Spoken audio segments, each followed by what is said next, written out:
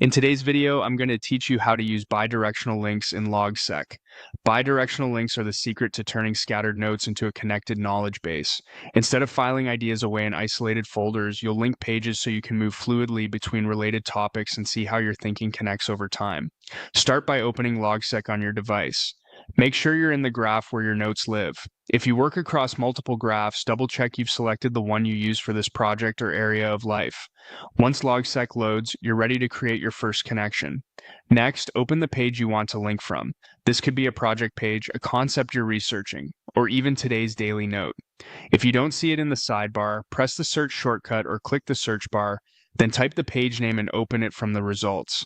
It helps to decide on clear page titles so they're easy to find later. Now, on that page, type two left brackets. You'll see Logseq's page picker appear.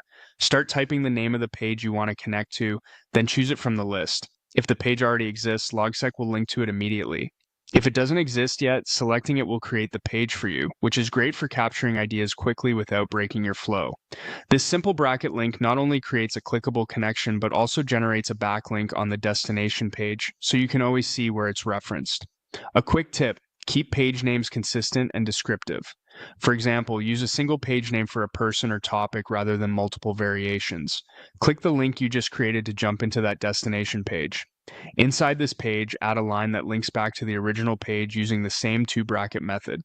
While Logseq already records the backlink automatically, adding an explicit link here makes the relationship crystal clear in your content and gives you a natural way to explain why the two pages belong together.